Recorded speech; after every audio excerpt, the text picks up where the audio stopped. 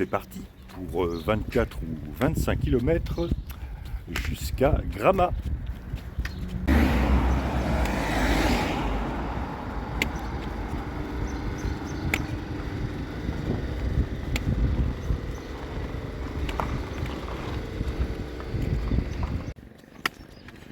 Il y avait un peu de bleu dans le ciel ce matin, ce qui fait toujours plaisir, mais c'est quand même assez couvert. S'il peut ne pas pleuvoir, ce sera déjà ça. Puis il fait moyennement chaud.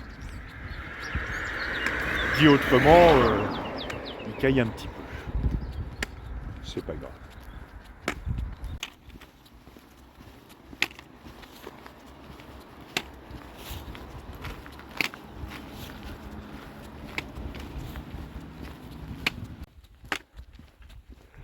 J'ai quitté la grande route pour prendre cette petite route, c'est nettement plus tranquille. Alors je pensais avoir plus mal aux jambes que ça ce matin, mais ça va. Quand même pas mal du tout.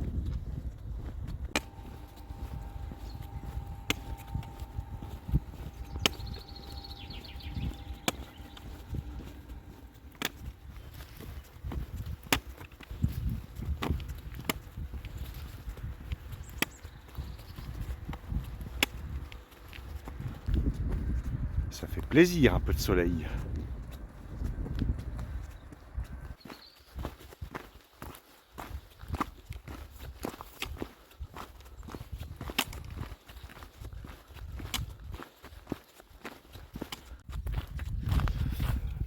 Voilà, j'ai quitté la Capelle Marival pour m'engager sur les chemins de traverse de ce Quercy qui fut le théâtre pendant les guerres de religion d'une intense activité. D'ailleurs, après la promulgation de l'édit de Nantes, promulgué par Henri Bâton-V, plus familièrement appelé Henri IV. Je sais, elle est facile celle-là. Donc, disais-je, après la promulgation de l'édit de Nantes par Henri IV, les catholiques se réfugièrent à la Capelle Marival et les protestants à Cardaillac, soit à peu près 12 km au sud. Ça devait être sympa, les rencontres entre les villages.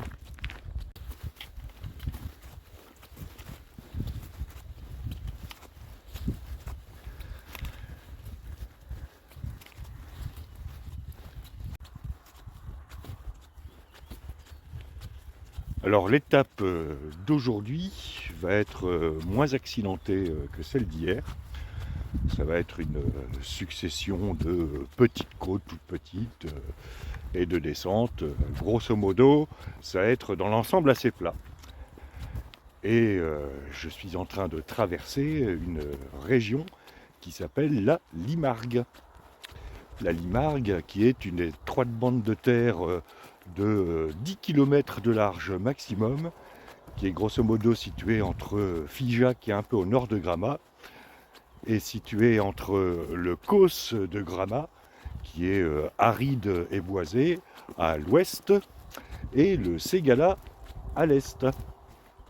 Ségala, la région, hein, pas le publicitaire.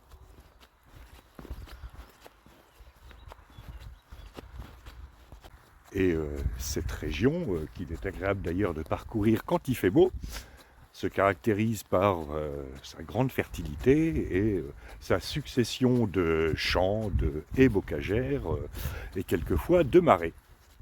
Il paraît que dans le coin, il y a la plus grande usine de confiture de France.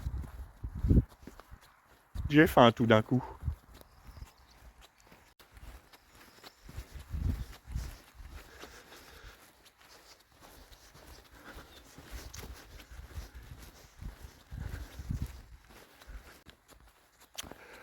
Voilà, c'était la minute géographie de cette étape.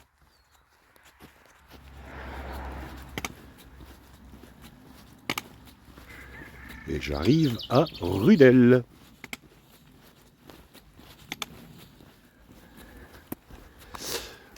petit village dominé par son château.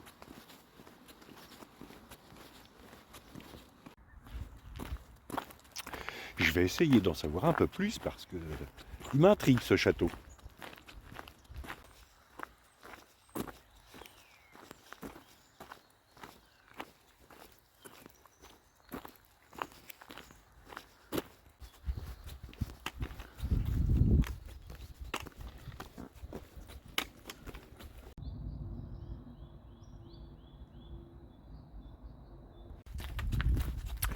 Alors ça n'est pas un château, c'est une église fortifiée. Ah, il rigolait pas, hein. Le deuxième niveau d'ailleurs a été ajouté au XIVe siècle pendant la guerre de Cent Ans pour servir de refuge à la population.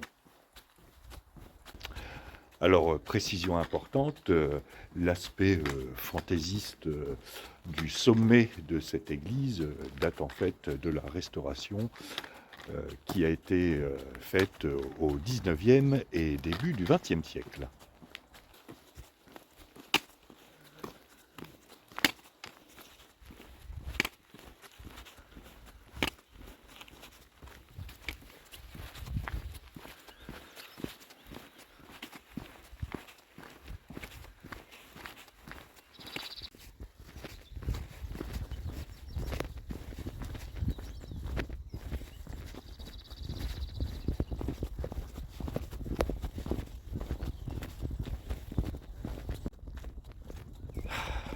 J'ai enlevé le bonnet. Et je viens de croiser mon premier marcheur depuis Figeac.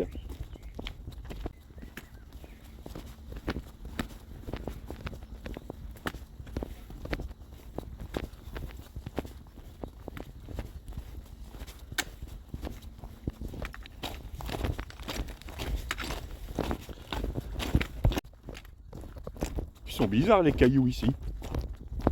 Ou alors, c'est les bouts de tuiles.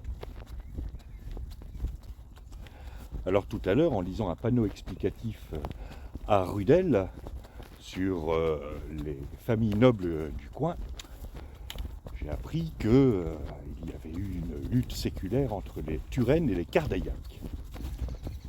Et ça a engendré quelques questionnements. Parce que d'un côté, on présente les Turenne comme protestants, et de l'autre, les Cardaillac comme catholiques. Mais si vous vous souvenez de ce que j'ai dit plus tôt, les protestants se sont réfugiés à Cardaillac et les catholiques à la Capelle Marival.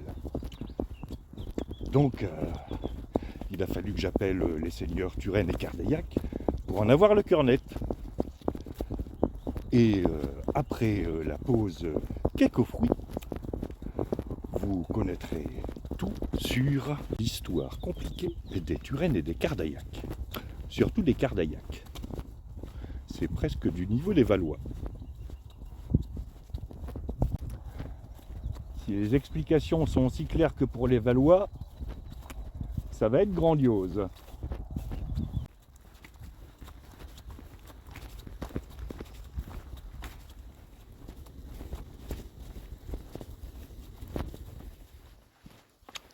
J'aimerais bien trouver un petit endroit où me poser un peu, parce que j'ai un petit creux. Mais avant de faire une pause cake aux fruits, on va jouer à la marelle, ouais.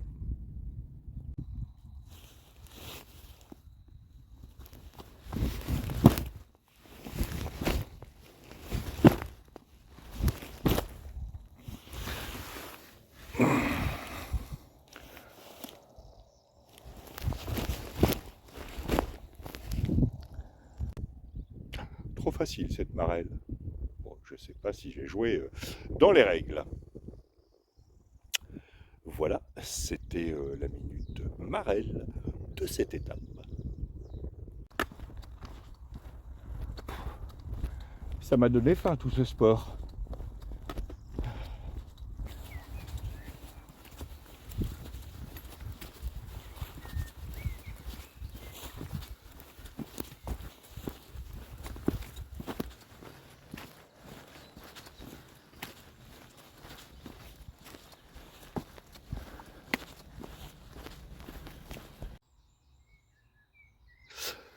Bon alors, cette pierre envoie une autre, parce que mine de rien, c'est l'heure du second petit déjeuner, mais sans café.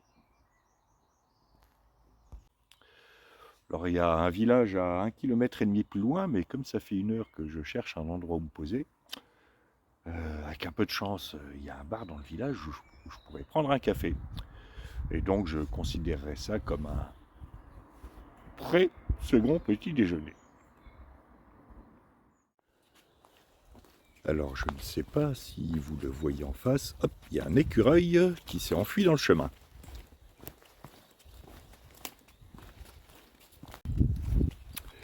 Bien, après cette pause cake aux fruits, il est temps de repartir. J'en ai profité pour réviser un peu l'histoire des Cardaillacs.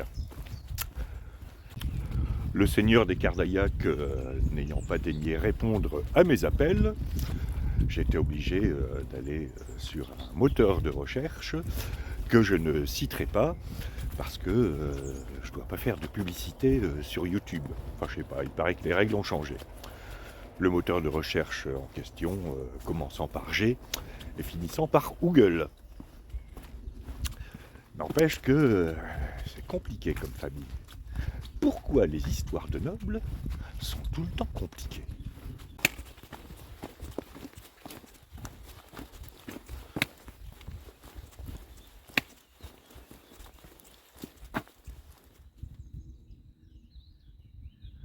Vache qui broute avec entrain ne regarde même pas passer le pèlerin. Quelle ingratitude! Voilà, c'était le dicton du jour. Pas de mal à veille que je vais l'écrire sur recueil de poésie.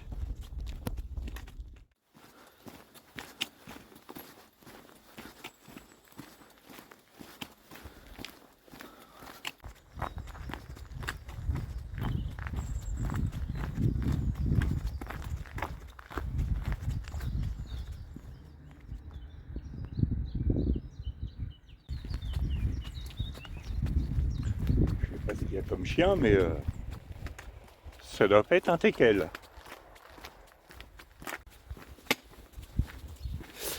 J'arrive dans le village de Thémines.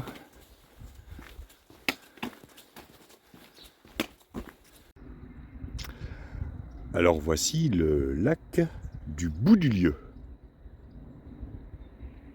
A priori, pas grand chose à voir avec un lac. Eh bien, ce genre d'architecture est typique, paraît-il, du Causse de Gramat. La forme en fer à cheval que vous voyez, ça sert de réceptacle aux eaux de ruissellement de la strate calcaire sous-jacente, ainsi évidemment que des eaux de ruissellement du chemin. Ça servait d'abreuvoir pour les animaux. Voilà, c'était la minute architecture locale de cette étape.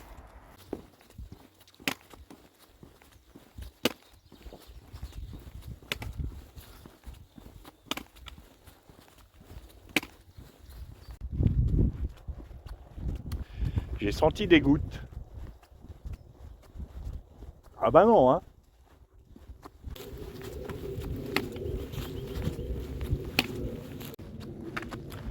Vous l'attendez, l'histoire des Cardaillacs, hein? Si, j'ai bien vu. Ça va venir.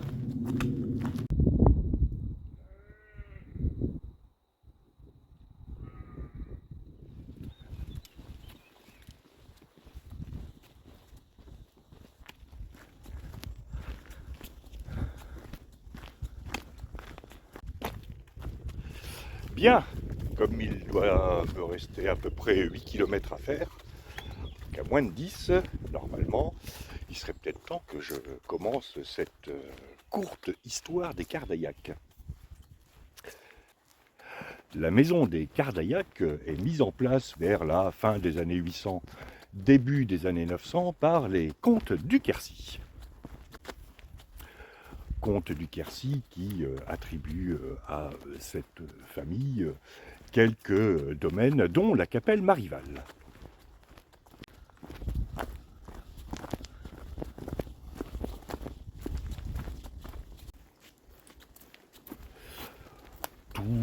se déroule pour le mieux.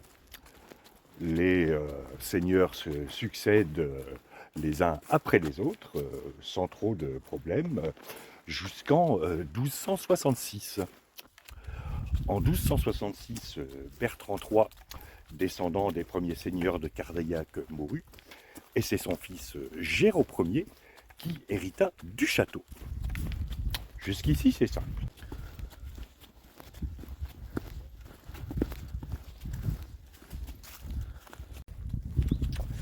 En 1293, Géraud Ier meurt, et c'est son fils Géraud II qui lui succède. Géraud II a un fils, Bertrand Ier. Bertrand Ier. Ça devrait pas être Bertrand IV? Bizarre. La vie se poursuit paisiblement dans la seigneurie jusqu'à la guerre de Cent Ans, où l'on retrouve Bertrand III, lui-même fils de Bertrand II, lui-même fils de Bertrand Ier, lui-même arrière-petit-fils de Géraud Ier, lui-même fils de Bertrand III.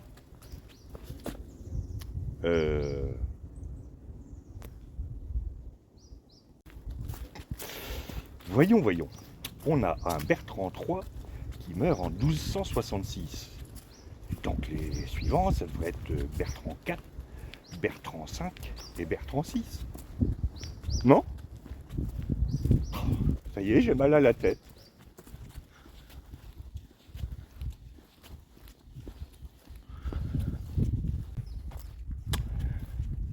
Bien, admettons que ce Bertrand III soit le bon Bertrand III. À moins que ça ne soit le Bertrand III de 1266 qui ait piqué la DeLorean de Marty McFly et qui soit téléporté 2 siècles plus tard. C'est peut-être ça. Ça doit être ça. Quoi qu'il en soit, le Bertrand III de la maison des Cardaillac se battra vaillamment contre les Anglais pendant la guerre de 100 ans. Guerre qui, je vous le rappelle, n'a pas duré 100 ans, mais 116 ans, 4 mois et 15 jours. Et comme Bertrand III a lutté contre les Anglais pendant la guerre de 100 ans, il gagne à être connu. Ouais. Hélas, malgré toute la bravoure de Bertrand III, le Bertrand III de 1266 téléporté grâce à la DeLorean du Doc Brown et de Marty McFly pendant la guerre de 100 ans, ou alors le Bertrand III VI, ou le Bertrand III fils de Bertrand II, peu importe, la capelle Marival tombera aux mains des Anglais. Ça, c'est moins bien.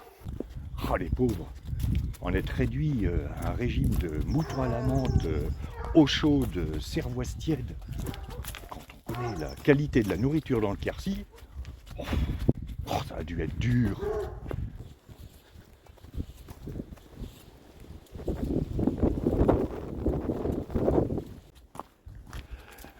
Bref, une fois les Anglais boutés hors de France, et après qu'on soit revenu à une nourriture digne de ce nom, et après avoir jeté le reste de cervoise tiède dans le ruisseau d'à côté, la vie chez les Cardaillac se passe paisiblement.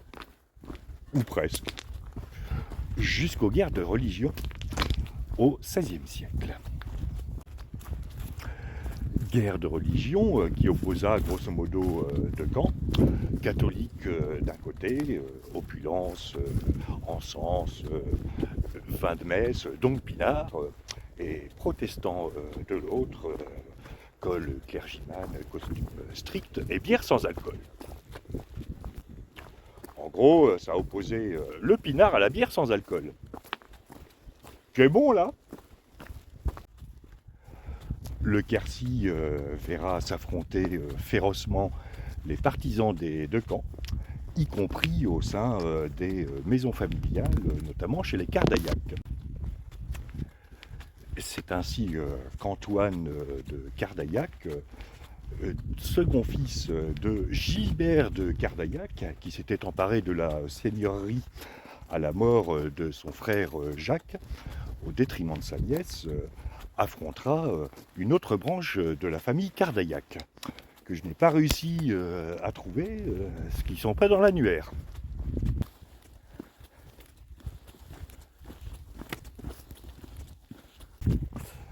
Bref, les discussions familiales à l'époque, c'était un peu comme les discussions politiques maintenant. Je regarde où je marche parce qu'il y a des cailloux. C'était donc comme les discussions politiques, mais avec des épées, avec des gourdins et avec des tisonniers portés au rouge. Et quelquefois du base jump depuis le dernier étage d'une maison, le tout sans parachute. La conclusion après la côte. Voilà qui explique ce mystère lié à deux informations en apparence contradictoires. Celle d'hier selon laquelle les protestants se seraient réfugiés à Cardaillac sous la protection d'un Cardaillac, et celle d'aujourd'hui selon laquelle les Cardaillac défendaient les catholiques. En fait, c'était des Cardaillac tous les deux, mais ils ne s'entendaient pas.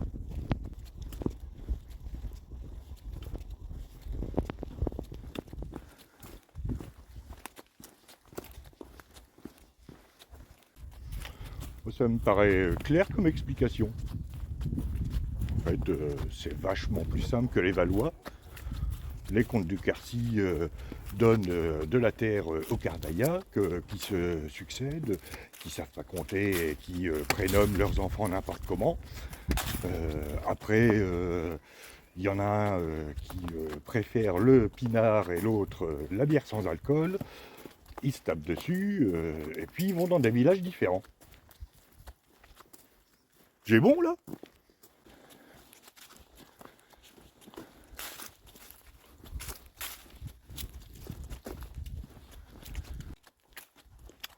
Tiens, je vais faire une thèse d'histoire sur les Cardaillac et puis je mettrai ça en résumé. C'est sûr que ça devrait interpeller.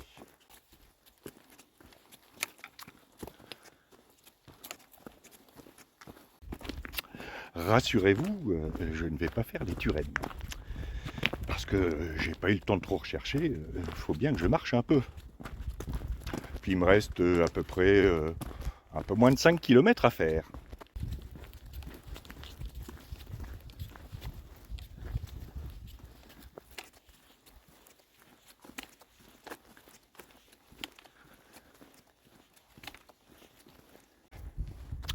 Et foin des Cardaillac, je suis bien content de retrouver ces chemins des causes du Quercy, entourés de murets de pierres sèches.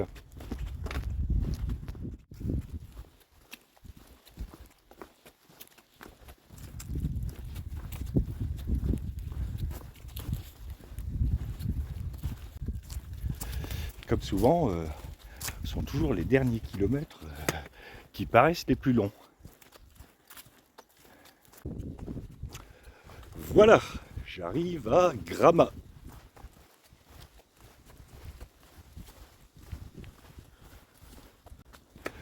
Gramat où je vais loger au Grand Couvent. Un couvent? C'est à quoi se faire séquestrer ça?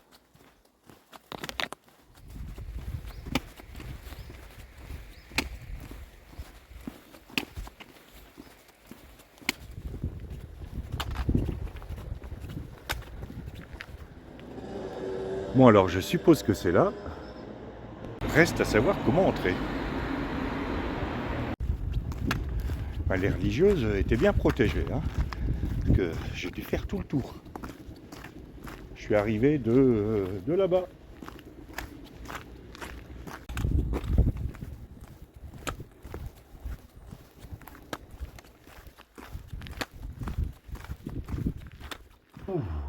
Fin de cette étape de à peu près 27 km selon mon GPS. Super accueil au couvent. Par contre, je ne sais pas si je vais tout retenir de la visite. J'espère ne pas me perdre. Voilà, maintenant, eh bien, rituel habituel. Et ce soir, je mange ici, ce qui est heureux parce que le centre-ville est quand même assez loin. J'ai pas envie de me retaper 3 ou 4 kilomètres aller-retour. Voilà, désolé de vous avoir fait subir les Cardaillac. Demain, ce sera plus court, 12 kilomètres jusqu'à Rocamadour. Donc, je vous dis à demain pour de nouvelles aventures.